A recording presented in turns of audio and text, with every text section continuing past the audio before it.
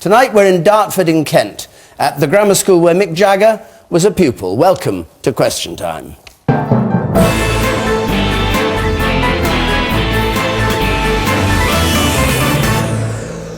And good evening to you at home, good evening to our audience here. Welcome to our panel. The Conservative International Development Secretary, Justine Greening, Labour's Deputy Leader, Harriet Harman, Liberal Democrat peer, Shirley Williams, the broadcaster and Observer columnist, Victoria Coren, and the historian, David Starkey.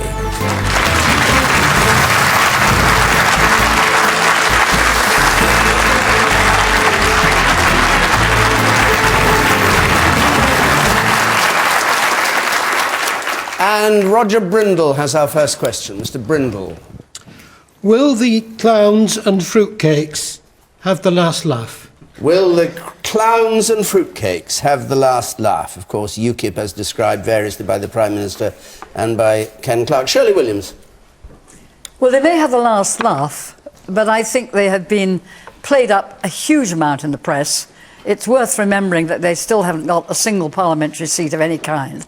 And I think a great deal of what they're trading in is the feeling that people have, understandably, in the middle of a serious economic problem, of being really frustrated and disappointed.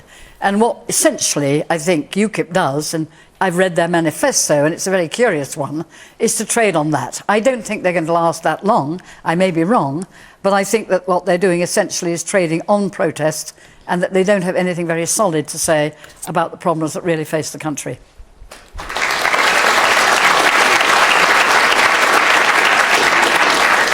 David Starkey.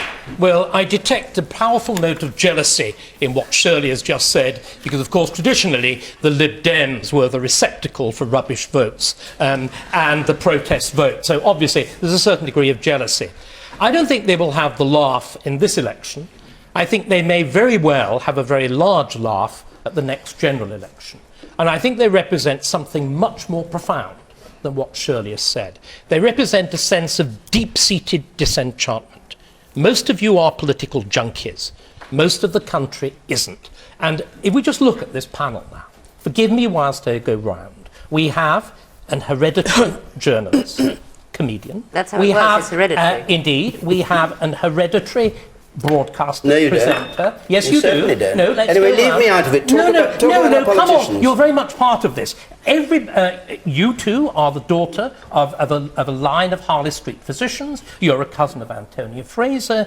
You're Vera Britton's daughter. Now, in other words, there are only two of us here who came up from Nat, Justine and me, and we're both on the right. There is this awful sense of politics as a cosy club. Now, you can get away with it when you've got an aristocracy, okay, in the past. If you're also pretending to be a democracy, then this sort of cosy, inbred, liberal, pat on the back, it's all right. The Ken Clarke remark, the contempt for the mere orders, saying things that rather a lot of people believe.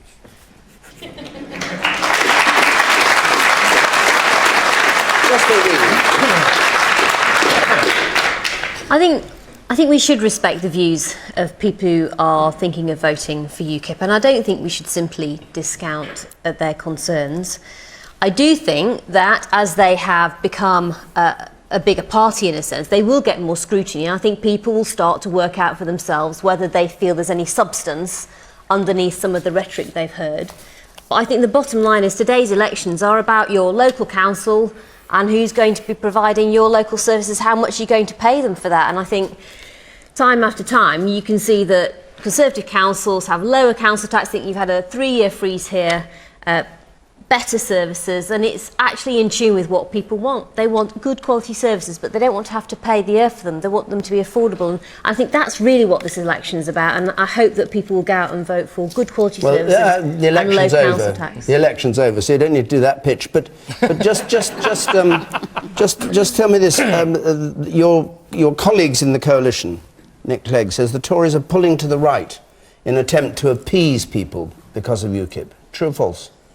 I don't think that's true at all. I think it goes back to what David said. I think once you start getting really disconnected from the public and you start just discounting what people say, I think think you get yourself into a dangerous position. I think. So was the Prime Minister wrong to call them fruitcakes, loonies and closet racists? Well, I'm not going to make a judgment about UKIP voters, but I think at the end of the day, I think we have been willing to look really seriously at what voters in Britain are saying, and I think a lot of things we're trying to do as a government is responding to that on cost of living, on making sure that services are good, but also fixing our financial problems. And I think, as I said at the beginning, I think as people take more of a look at UKIP, they will be able to form their own opinion, really, about whether there's any substance underneath the policies. Okay. I personally don't think there is, but I think it's up to voters to decide, obviously. You, sir, in the third row. I think whoever's in power, the people would like that they just make good on their manifesto, whether it's UKIP, the Raving Loony Party, Conservative, that they keep to their pledge of their manifesto, because it seems that we're all disenchanted that you get our votes through the manifesto and then everything changes after. Do you think that's one of the reasons UKIP seems popular? Yeah. Because they have very hard to make good on their manifesto, but the major parties need to honour their pledge, basically. And you? Yeah, I completely agree with David Starkey. I think that's the first time that's ever been said. The political class, they just represent something alien to most people, and UKIP are something that people can relate to. They're plain talking, they mean what they say, and they've got, they're just genuine.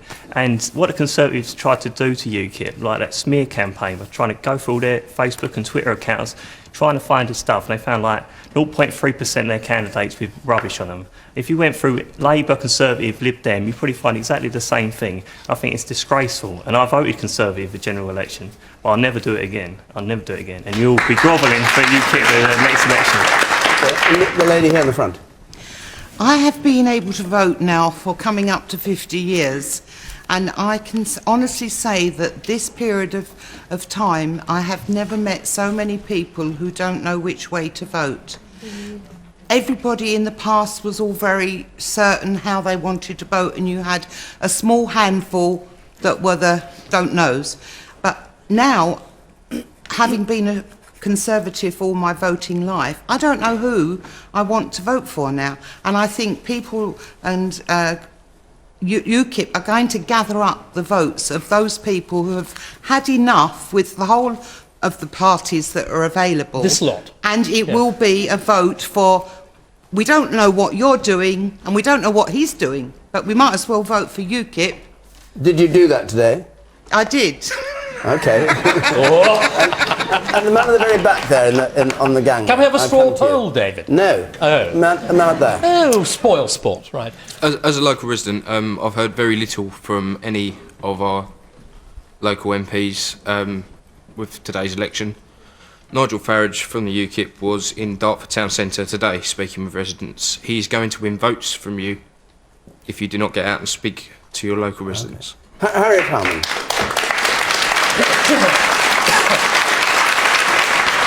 Well, I met many people around and about on the campaign trail saying that they were thinking of considering voting for UKIP, or they were definitely going to vote for UKIP. And what I definitely got the sense of is that it wasn't because they wanted UKIP's economic policies and they wanted them to be in charge of the economy, or they thought Nigel Farage would do a good job of running the health service, but basically, as you said, a feeling of disaffection, disenchantment.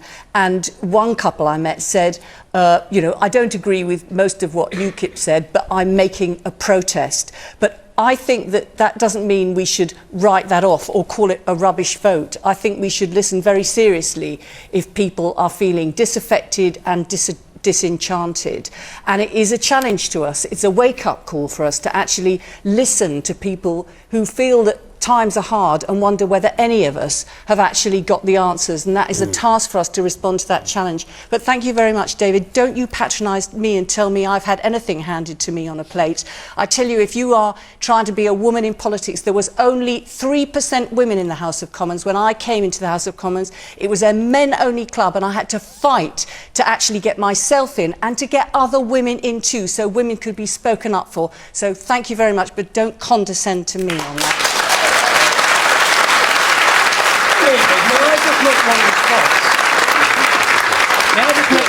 Ladies and gentlemen, may I just make one response? I wasn't condescending, I was describing.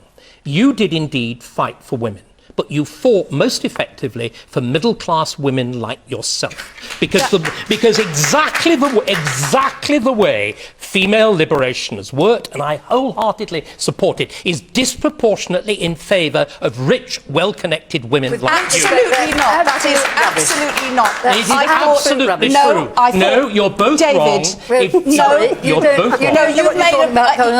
I fought for maternity pay and leave for women whose husbands actually couldn't afford for them to be staying at home off work. Girls in the city do best out of that, like my sister-in-law. No, I fought for childcare for women. She does best out of it. Rich women in the city That milk is this so like mad. wrong. That is so wrong. It's so right. What about equal pay for women who are actually doing ordinary manual jobs and didn't get the same pay as men? That is an absolute rubbish, and that's why I'm in the Labour Party and not in the Tories. We'll go back to UKIP. Maybe go back to the question. Thank you. Yes. We'll go back to UKIP.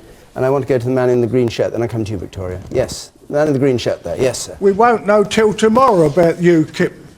And most of the main parties don't seem to keep their promises anyway. They make these promises, they don't keep, or they change their mind, or they put them off till the next election or something like that. And you include UKIP in that as well, or not? I did vote, yes, but I didn't vote UKIP. But do you include UKIP, or do you think they do have policies? Well, I do include. You do include them? Yes. Victoria Coren. Well, look, I'm still stunned by David Starkey's opening comment. It's true, I became a writer because my father was one and I wanted to impress him. And your brother is. It seemed noble and fun. I didn't realise it would make people vote UKIP.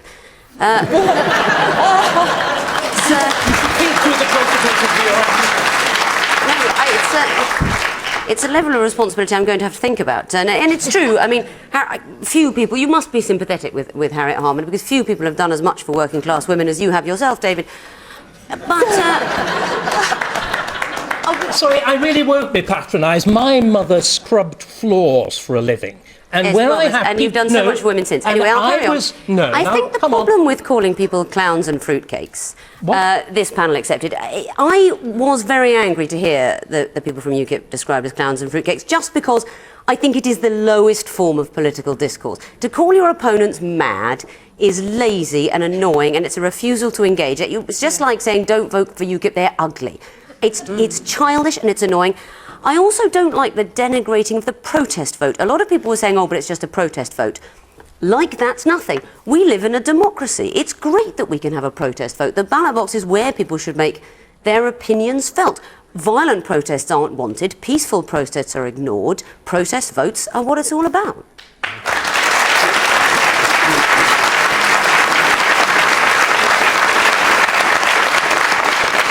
The woman in the third row from the back, you were there, yes. Me? Yes. Oh, to avoid protest votes being so extreme, wouldn't it be better if voting was compulsory, and then everybody would have a say and we'd have a proper view in this country? Okay, and the man in the green shirt up there, another green shirt, yes. I think the Conservatives are running scared. So for so long, the elections have been won by controlling the centre ground, and they've taken the fringes for granted. And now they've got a right-wing alternative which makes them feel like a squeezed middle. So, so Labour will be the beneficiary of UKIP, Harriet Harman, is the consequence of that argument? Well, the logic of it? I don't think we want to be the beneficiary of a party which is trying to pull politics further to the right. And I actually think that there are people who've previously voted Labour who feel disaffected and to want to be given a more positive reason to trust us and to feel that we've got the answers to the problems in difficult times. So I don't take the easy assumption, oh, well, it's great because it's going to take votes off the Conservatives. I think some of their politics is quite threatening, and I think we shouldn't be complacent either. OK. I'll take one more point. The person there, bang in the middle. There, yes, you. I think for years, the people of this country have made, the various political parties have made promises and just broken them. And we have seen this happening for years and years and years. And I think now what's happening with UKIP, they appear to be making statements that people feel very much in harmony with. And I think the danger with a lot of these sort of fringe parties is they come along, they play to the audience, they take away the vote from perhaps the more major parties, and then they divide and split, and then we get what we've had recently, which is the coalition government. And then you don't really get much agreement anywhere. And I think if everybody listened to the fact that, yes, people are very disaffected in this country, they are sick to death of hearing politicians making promises and then breaking them. And I think they want to see something coming from the main political parties. And I think this is an opportunity for all of those political parties to really sit up, take note and listen and get together and really come up with some real plans that is going to make a difference to this country and the people living within it.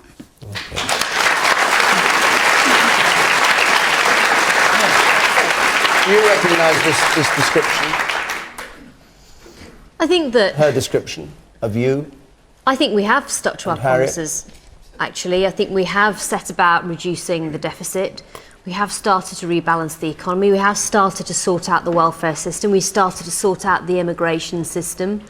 On all of those things, I have to say, Labour have voted against it and stood in our way, but we got on with it. And you know what? It is difficult. I'm not surprised people finding it difficult. It is a tough time. We're going through a really difficult time as a country because we took over in such a hole.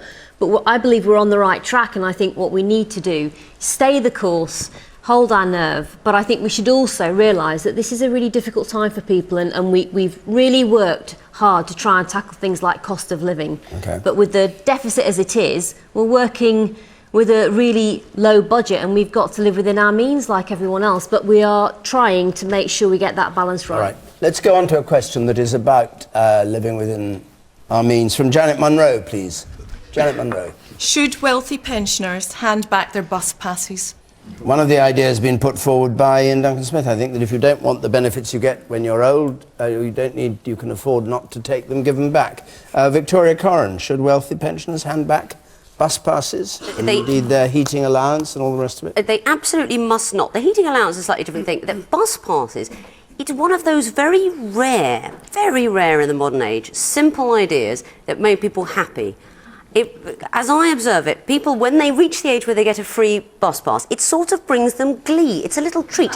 It's like it used to be the telegram from the Queen. When my father got his bus pass, he never really travelled by bus, but he just loved it. He started getting buses everywhere and going to new places. And it's something that makes people happy. And I think the idea of going on buses and going to new places is very important, in that the wider problem is that we don't live in an age-integrated society. If you go out somewhere like sort of Portugal, you will see 80-year-olds and 5-year-olds at dinner together at 10 o'clock at night.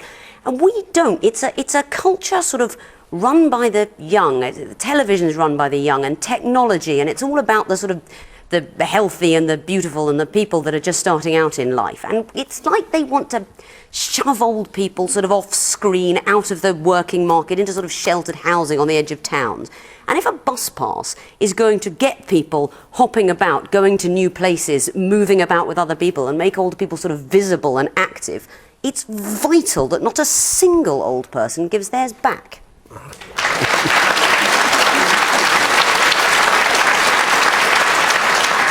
Shirley Williams. Well, my only disagreement with Victoria is that I think old persons are no longer old at 60. So there's a real question, if we're stuck for money, about whether we should raise the age at which it starts. I inclined to agree with you. I think asking people to hand it back is really putting tremendous pressure on people, and that's not fair, because you'd single them out. It's like white feathers in the war. People would be singled out for not having handed it back. So I agree with you. I like your picture of bus passes. I whiz around in railways all the time because of the 1/3 reduction, very posh. But what I do think is that we do have to spend one moment thinking about the cost of it, which is quite high. And my own view would be that probably should start later, because we're all living to about 90 now, and that just means it's a very, very large commitment. But does the bus pass cost anything? The heating allowance, yes, it does seem a bit strange to send £200 to a sort of millionaire pensioner. I don't quite understand that. But bus passes isn't about giving money away. It's spaces on buses to be used in the daytime. It's not money. It's well, then everybody could travel free on that argument. Yes, they could. Why does anybody pay just have free buses. And the government does pay for the government does pay for it. It pays very large sums to the bus companies. You say, Therin. I'd like to know what the definition of a rich pensioner is. A lot of nodding to that. Yeah, but, you know, the other week they were talked about the benefits, the limit for a single person, £350 a week. Well, the old age pension's £142 a week, so it doesn't make me a rich pensioner. Why should I give my bus pass back? I worked 47 years and paid my taxes. This is my payback. Do you think there was this proposal that benefits for pensioners should be taxed, so richer pensioners would give the money back? Do you approve of that? Yep. You would have that? Yes, on the whole, I do. I don't think I will apply it to bus passes, though. I agree with Victoria about bus passes. I think it's great that old people should wander around. You do, dear, you do. Yes. David Starkey. No, actually, David. I think that the point that David's just made now, that they should be taxed, is absolutely unchallengeable, because that then deals with the gentleman there. It's not a question of a sort of dividing line of rich and poor. It's simply that we should all be subject to the same regime of tax, which all political parties now agree on, and very definitely the heating allowance, the television licence and all the rest of it should simply be taxed. That would solve the entire problem. Means testing is a really bad idea because it's very expensive and it's invidious. But what I think is there's a bigger problem behind all of this, which is what Gordon Brown did. Everybody talks about heating allowances and the bus pass as though it was immemorial, as though it was part of some national settlement that harks back to Clement Attlee and all the rest of it. It doesn't. It was invented by that catastrophic Chancellor of the Exchequer to try to drag everybody into the welfare net. In other words, almost the definition of being a citizen now is to receive something from the state. We've seen it with the whole question of women and child allowances. There's hands go up if you don't get one. Now, this seems to me to be fundamentally wrong. The first question that we debated, and I thought we debated very reflectively, and the audience too. Ladies and gentlemen, we are in a major national crisis. Full stop. We're in a financial crisis, we're in a fiscal crisis, and we're in an economic crisis. That is to say, Britain is not paying its way. Justine produced this amazingly bland thing. We're trying to live within our means. Ladies and gentlemen, the government at the moment is borrowing £120 billion a year and rising. We are the most heavily indebted major economy. Sorry, frivolities like Victoria's sort of little riff on bus passes are completely beside the point. So what's your solution, David? To just sort of scrap the welfare state? We can't really afford it and die in the road. No. We need but what we need to do, we've got to look at it very hard. We've got to look at it with much more serious and creative policies, above all about education. And taking away an old person's bus pass is your idea of a serious creative policy. You think this £120 billion deficit will be solved if the old people just sit in their living rooms watching the television? OK, David, hold on a second. Harriet Harman, come in on this. Well, I think there's an underlying, very deep truth in what Victoria said in what was patronising called a little riff by David there. The point is we want people who are retired to be out and about. We don't want them to be stuck indoors on their own, getting increasingly isolated. And actually getting people the freedom of the buses means that they're out and about, they're seeing people, and they're not becoming isolated. So it's a thoroughly good thing, and that's why we introduced it. And as far as the winter fuel payment is concerned, the reason why we introduced it was not to suck everybody into the welfare state, but when we came into government, there was a real problem of pensioner poverty, and particularly people not being able to afford their heating bills. So at that point, that was one of the things that we introduced. But and the problem with the benefits, sorry, David, I'm actually speaking. If you just let me finish speaking. The problem with the benefit bill is not actually to make... The way to solve the benefit bill is not to make people on benefits worse off, but to have fewer people on benefits. And that's why we should have a major programme to get economic growth and to get people working again. And that's the way you solve the problem of the deficit. Woman up there, yes. I think it's fair to say that the vast majority of so-called rich pensioners these days have spent 47, 50 years working and paying in to the government coffers. To give them a free bus pass and a paltry £200 a year is probably fair recompense for what they've put into the system over the years. And also, if they feel that strongly that they shouldn't be receiving that money, it would be far better spent by giving to charity, Age UK, etc., rather than back into the government coffers to just be squandered on something else. Justine Greening, do you want to pick up on what David Starkey said about you and your attitude to the deficit? Well, until we get the deficit down, we will still have to borrow each year. That's essentially, the deficit means that, in a sense, we're loss-making as a country. So until we get to break even, we will have to keep borrowing. And actually, the key thing we've got to do is make sure that the markets realise that we've got a plan to fix our problems. But sorry, Justine, you manifestly don't. If you can let me you're finish, borrowing David. more and more. You were asked to answer a specific We've question. got the deficit down by a third. We started off with one of the highest ones in the developed world, so we're moving in the right direction. That's one of the reasons why our interest rates have been able to stay low. That's helped millions of mortgage holders right the way across our country. On the welfare state, in spite of all of those financial challenges, we promised we would protect pensioner benefits, and we have. We've kept that promise precisely for many of the reasons that have been set out. And on welfare, we have made £85 billion of savings. Labour have opposed them all. And I'll tell you what we need to do with the welfare system. It's have a system that actually makes work pay, instead of penalising people financially for going back into work when they're on benefits. And that's what we've changed. Universal credit's going to do, actually, Going back to unfortunately. pensions, and there has actually been a substantial increase in pensions under the coalition. Pensioners in some ways have been the best protected of all. What I'm worried about is that I think unless we find some way of getting many, many more young people back to work, we're not going to create a sense of, as it were, the capacity to put this country right. And I think we've got to address that issue. And if I may say so, I think Labour has tried. I'll give them credit for that. I don't think it's going to work, the so-called guaranteed wage, but I think the idea behind it is one that we should actually commend, because we really have to address some of the new ideas now. The woman up there on the left.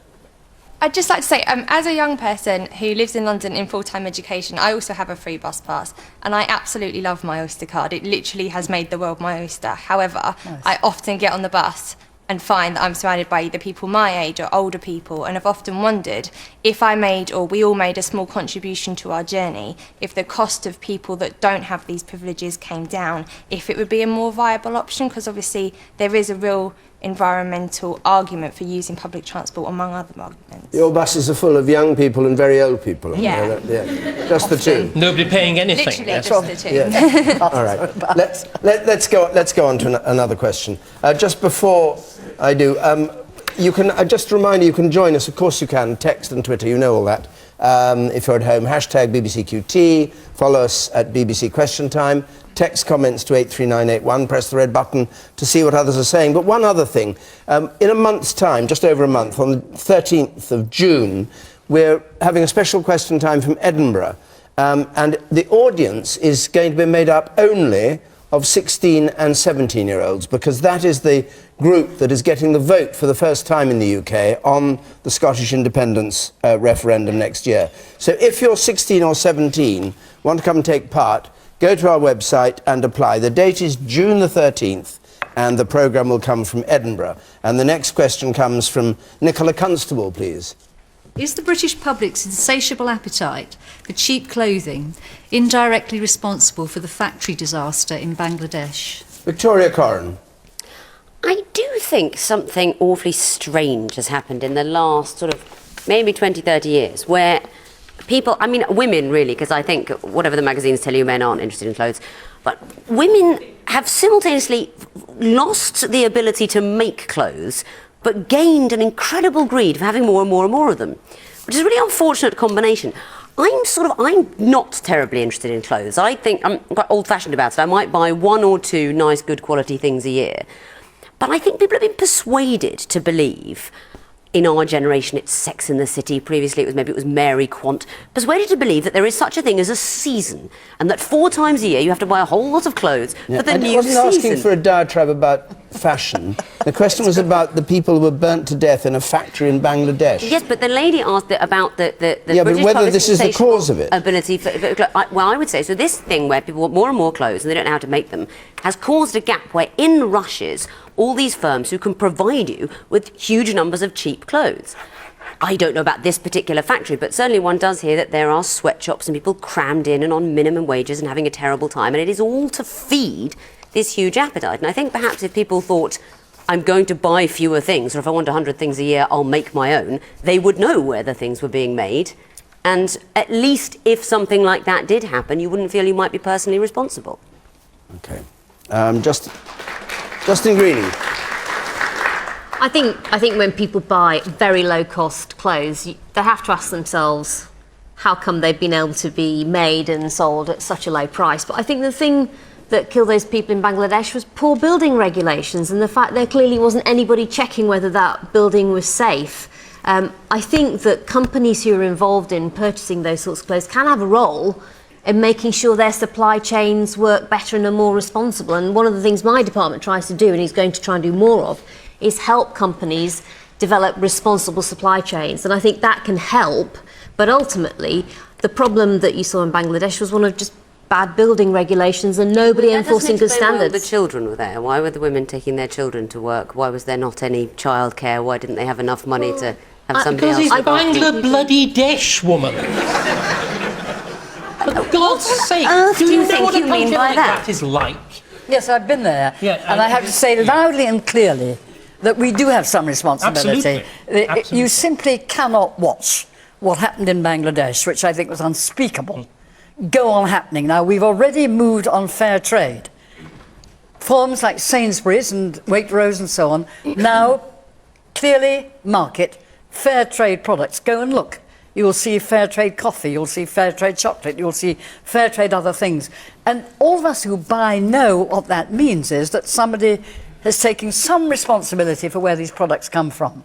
Now, in the case of Primark and the other big companies that are selling these very cheap clothes, they can perfectly well go out and see whether they're obeying the regulations that probably are being disregarded all the time. I don't think we can stand there on one side and say, what a shame this all was, what a pity. We have, as major buyers, some responsibility. And I think that some responsibility means that in bloody Bangladesh, David, we can do something to improve the situation, and I believe we should.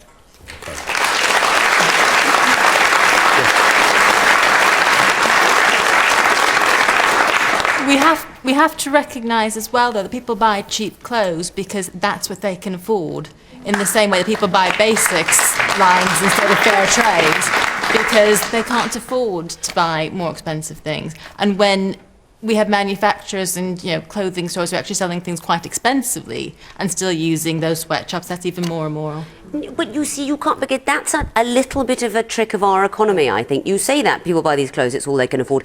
If they want to buy so many clothes, it's a bit like meat. We've been persuaded we want meat every day, and then we have 99p lasagna, and we think, oh, well, there can't be anything wrong with this, how delicious. It turns out to have horse in it. Can we just get away from clothes? The economy demands for us to want more and more and more things. We want more clothes than we need. Really, it's not just clothes, it's everything. Our entire economy rests on the sweatshops of China and India. Everything. It's called, I'm afraid, globalization. And the great catastrophe that we are facing, of course, is that in a globalized world, nice companies like Sainsbury's are in a minority. That's true. Very nasty companies, I'm afraid, like Apple, are in a majority. And this is one of the reasons why our economic crisis is as bad as it is. What is going to happen, and it's happening everywhere, is that wages and social welfare will be driven down to the lowest denominator, the lowest common denominator. That is the pressure. And we're Canute-like if we think we can stop this happening here without tariffs.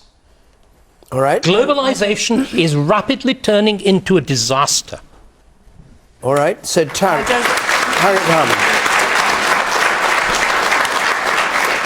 I think to say it's an inevitable outcome is absolutely of globalisation is completely wrong. I mean, the evidence is on my side. What this was, I don't think that this was about inadequate building regulations. It was about total exploitation of workers who saw the cracks in the building but just did not have the power or the ability to walk out because they just are absolutely ground down and exploited. And the way to protect them and prevent that happening, which nobody who buys clothes here wants to feel that that is actually happening, is to have strong international organisations like the International Labour Organisation. If they had strong... China and India, what are you talking we need about? Common standards to protect China and workers. India. Sorry, this is why politicians are so absurd. Have you been to China recently? It's not just shouting country names and thinking other people will also roll their eyes like you and think, oh, they must be morons. No. Why not China and India? Because you think the answer is tariffs. I think it is respect and dignity for workers, whichever country they happen to be in. You might think that's pie in the sky, but I believe that. In case you haven't noticed, a workers' party is in charge in China. It's called the Communist Party. And it has engineered an economic boom which depends, as all historic industrial revolutions, including ours, on cheap labour. Do you think they're going to pass up the chance to multiply their economy in the way that they're doing? No, they won't. All the things you're talking about, Harriet, I value and I agree with. But if you have the desperate poverty of China or Bangladesh, they're a luxury. The thing that we should be going for in Bangladesh, there was one woman pulled out only at the cost of losing her hands. And she said, why wasn't it my legs? And then I would still be able to work to look after my family. She was in tears because she knew as she could not work, she would starve and her children would starve. And if you impose tariffs, there will be even less work than there is. But then equally, I'm sorry, nations only have interests. They do not have friends. Justine Greening. But this is precisely why we need to work with countries like Bangladesh to help them develop their economy, to do that responsibly and to provide them with some of the technical support so that they can have the regulatory scheme in place so that we can have proper protection for people who are workers. But I think simply saying that we should shut up shop and not have a global economy that gives some of these economies and people chance to actually be prosperous, I just don't think that's the solution. No, I agree with you, but sorry, it's a really terrible, it's a paradox. And we're in a situation, ladies and gentlemen, where there are no easy solutions. You see, this is what's frightening. We've lived through a world, you and I, where on the whole there seemed to be very easy solutions. Everybody was getting richer all the time. We're not. The gravy train has suddenly ground to a terrible halt. No country has yet successfully industrialised without exploiting labour. But That's David, how every country has done it. There's a very boring fact we have to bring in here, which doesn't go with what you're saying. The biggest drops in poverty in the world in the last 10 years have been in India and China. Yes.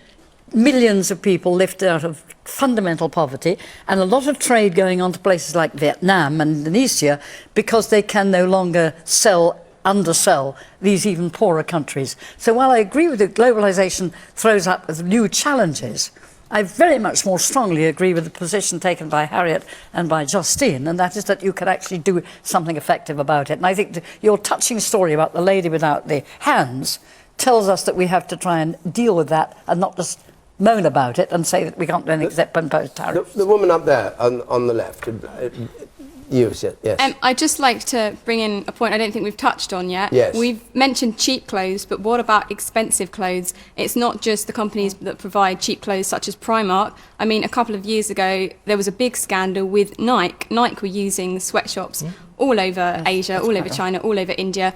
And I don't know if you've seen the price of a pair of Nike trainers, but they aren't cheap. And you, sir, in front.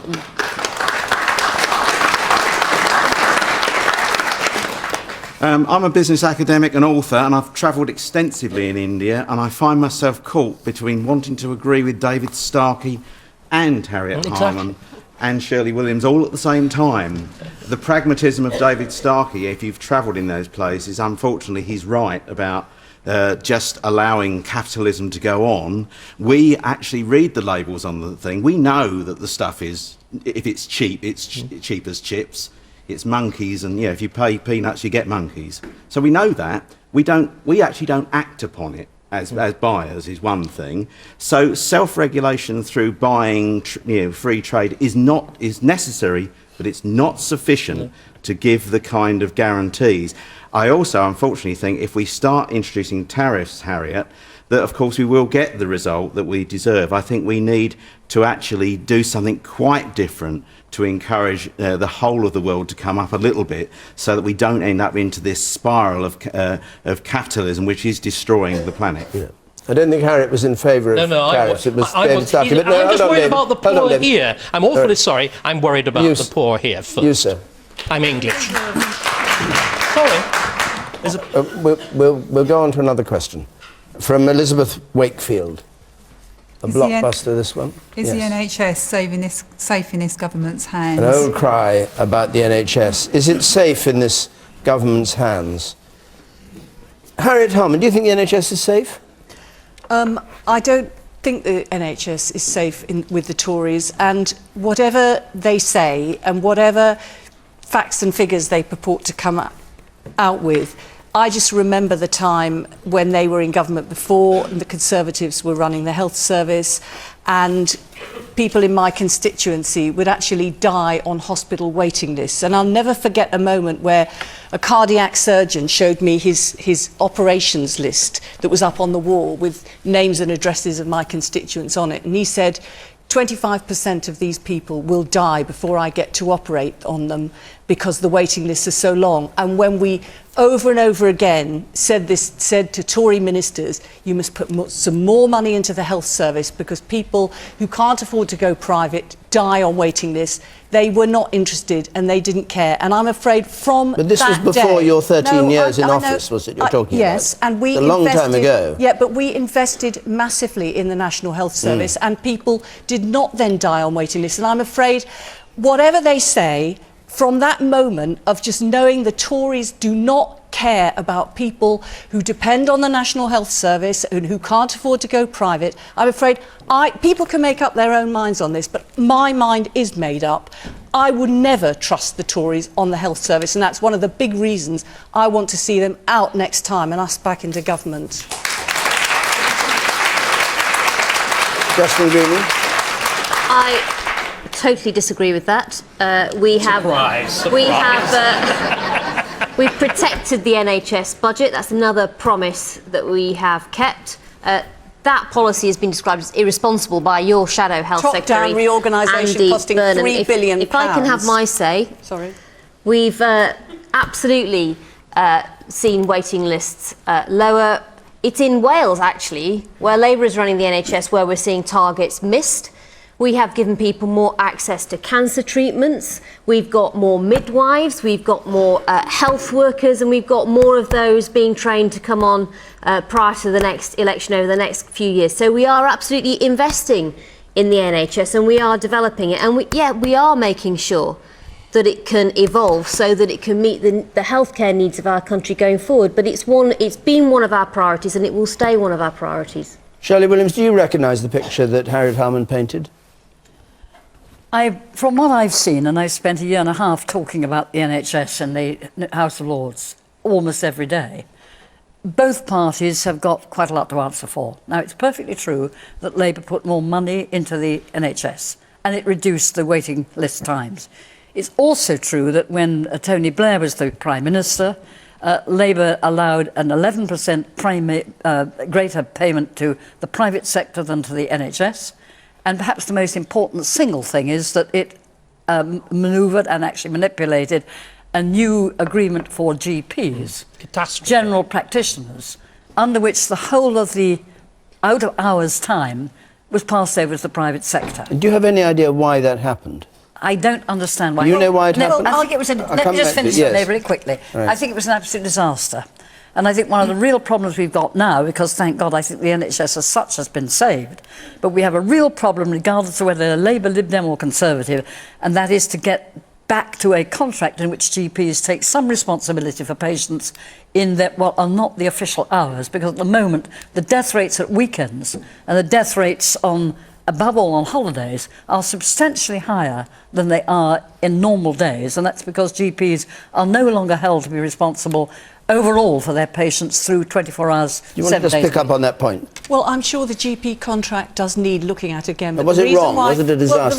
Well, the reason why we introduced it at the time is we couldn't get doctors to be GPs, and certainly in deprived areas like my own constituency, we just could not get people in to be GPs there, and people would be like they wouldn't be able to get on a GP list, and then they'd have to appeal to get on a GP list, and once they'd got on a GP list they couldn't get an appointment for more than 10 days. And so actually we did have to change the contract to encourage people to become GPs, and now we do have a good enough supply of GPs. But yes, there are problems with the GP contract, and so it probably should be looked at again, but that's the reason why we did it. Woman in red there, and then I come to you, sir, the Yellow Town. Yes. I would question whether we have got enough GPs. My daughter's a GP. She loved her job. She's beginning to get very frustrated. My son-in-law has moved out of the National Health Service. He's just too frustrated and moved away. They are dying to do their job well, and they're unable to do so because of the present system. It really needs attention. All right. And you, sir? I died 4 times at a recent bank holiday in our local hospital, but clearly I'm still here. So thank you to the NHS. What worries me is all the meddling that's going on. We now have this NHS 111. So I went round to our local doctor's surgery, and they were not really in a position to give me much information about it, and said, I tell you what, ring up our out-of-hours number and you might get some help that way. I think it's all this constant meddling that's going on that annoys us, the public. All right. And you, sir, on the gangway there? I did read the other day that something like 208 parliamentarians who were involved in the voting for the Health and Social Care Bill actually had links to private healthcare providers. Is that not a massive conflict of interest and something that needs to be seriously looked at? Justine Greening, is it true? Well, I think if you have any links like that, you have to declare them in the Register of Members' Interests. So transparency is the key thing, and of course that's what MPs have to do. So if they were speaking in that debate, they'd have to set out any financial interests that they had in advance of that. But I just want to come back. On part of what Harriet said. At the end of the day, we picked up an NHS that had so many targets that it actually stopped great professionals from getting on with their job. That's one of the reasons why we had the Mid Staffordshire scandal. What we tried to do is take the bureaucrats out of the NHS and start beefing up the actual frontline staff who are able to provide care for patients. And that's the strategy that we've got, and I think that will lead to a significantly improved NHS service over time, and protecting the budget to be able to do that. Well, I was saying to Justine that I think the original Lansley bill would have been a disaster. I think it would have privatised the NHS, and I think the reasons it's been massively changed is because of the work of the Liberal Democrats in the coalition. Can I just go to Elizabeth Wakefield who asked the question? Is it being answered for you or to your satisfaction or not? You just mentioned about getting people onto the front line. Well, actually, a lot of A&E places are being closed down, and actually that's leading to longer times for people to actually get to acute care, and it's actually building up more capacity in those acute areas. And the woman in green there? I'm a senior lecturer in nursing, and I'm teaching students who, first of all, are incredibly frustrated and demoralised because they're being told, actually, you know, people think we don't care. Actually, we want to be there and care for patients and give that direct care. And what we're seeing is that, in fact, you know, student nurse places are being cut. The investment that is being made into the health service is going into reorganisation rather than actually putting staff into the front line. And those shortages are what's actually impacting on patient care. And no, I wouldn't trust the Tories with the NHS. If you're worried about the NHS being strapped for cash, which people always have to worry about because there's growing demand, why did the government throw away £3 billion on a top-down reorganisation that they promised in their manifesto they absolutely wouldn't do? You doubled the health service budget, almost all of which went on wages. All right. No, David, please. Hang on a second. Right, I want to bring okay. Victoria Coren in first, then I'll come to you. Sorry, fine. Victoria Coren. I'm just amused that you shout that that's peanuts. You want to take away all people's bus passes because you think we can't afford it. You pick and choose, don't you?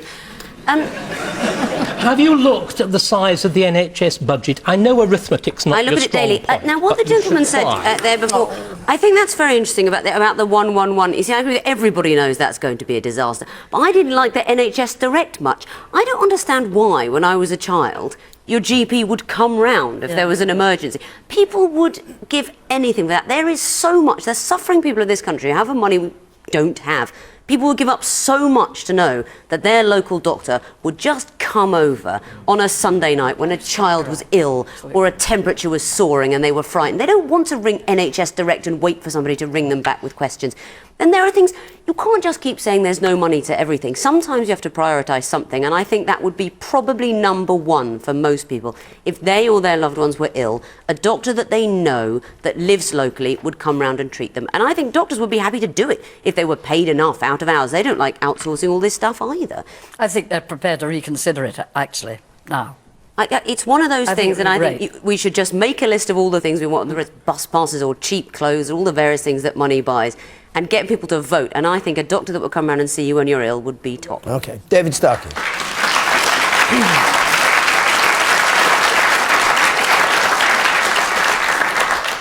I think to bring home the utter unreality of Labour policy on the health service, in 2004, when Patricia Hewitt was Secretary of State and the new GP contract was introduced, would we all like to estimate what Labour thought it was worth to a doctor not to have to get up in the middle of the night and not to get up at weekends? How much was that costed at?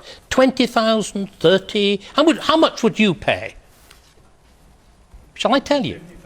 It was costed at £6,000. Now, if you have a minister and a government that has got so little sense of reality as that, this is the mess we're left with. We've also got, again, to face facts. The NHS has got the best paid doctors outside America. Doctors in Britain are paid double what they are in France and getting on for 2/3 more than even they are in Germany. That's what happened under Labour. And the third thing is, ladies and gentlemen, we've got to stop treating the NHS as though it was a national religion, that it was a credo, that we'd all got to bow down before. Other countries do it better.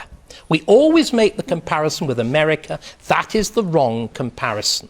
Our European neighbours, France and Germany, run the health system infinitely better. The NHS is the world's largest single organisation, apart from the Chinese army, and it's very badly run. It's so big that it's almost completely unmanageable with the best will in the world. But so long as we continue to kowtow, to worship, we say we mustn't touch it, we'll never do anything with it. I'm sorry, there are at least two major international organisations, the OECD, which is all the industrial countries in the world, and the Commonwealth Fund of Massachusetts, which is a leading research body, which do not say that about the NHS. They say that it is a remarkable achievement, and it is.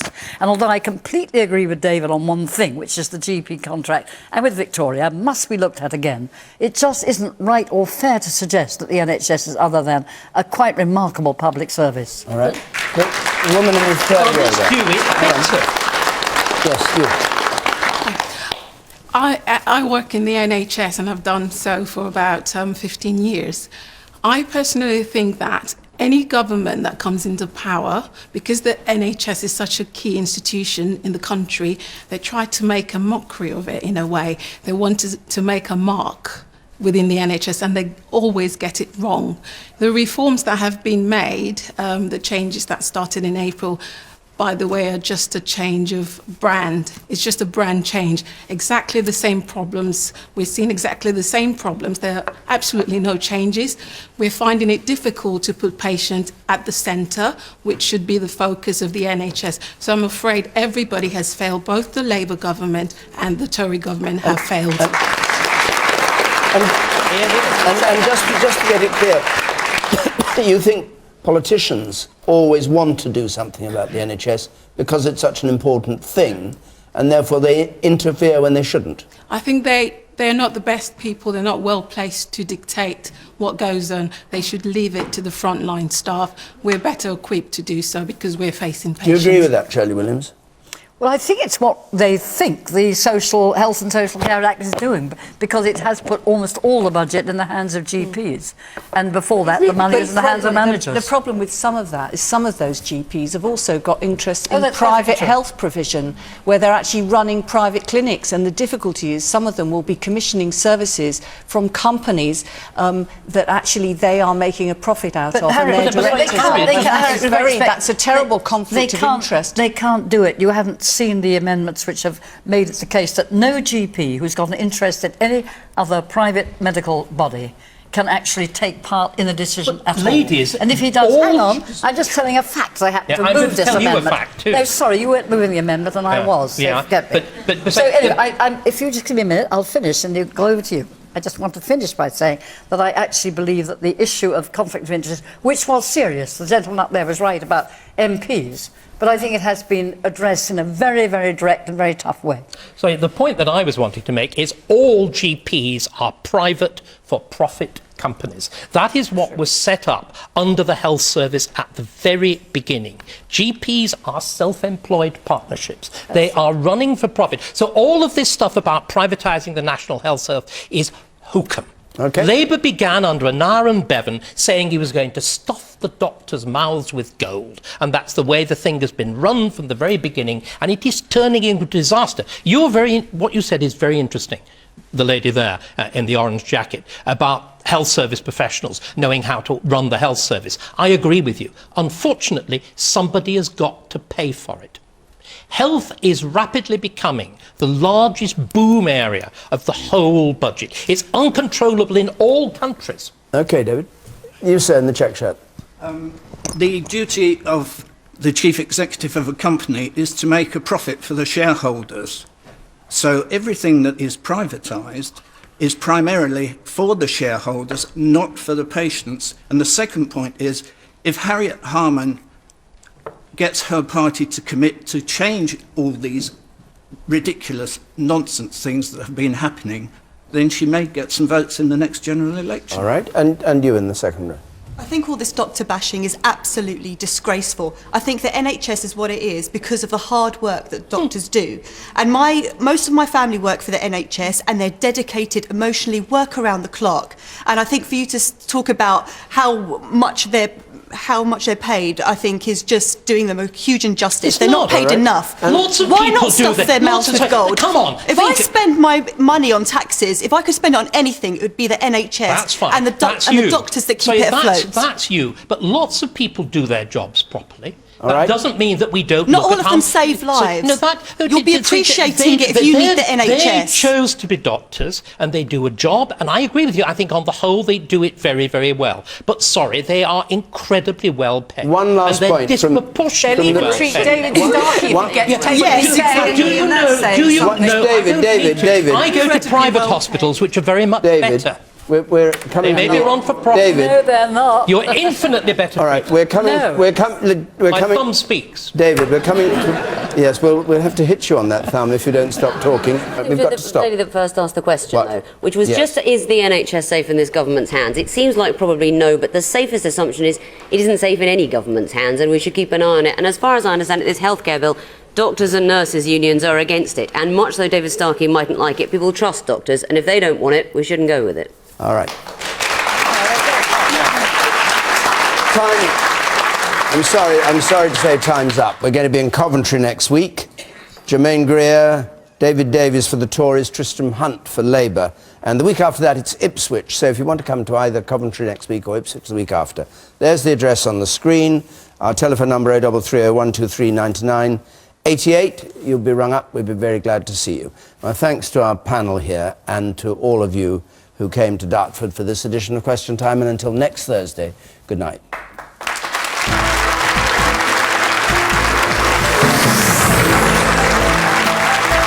More political discussion on the way, a special audience edition of This Week, next on BBC One.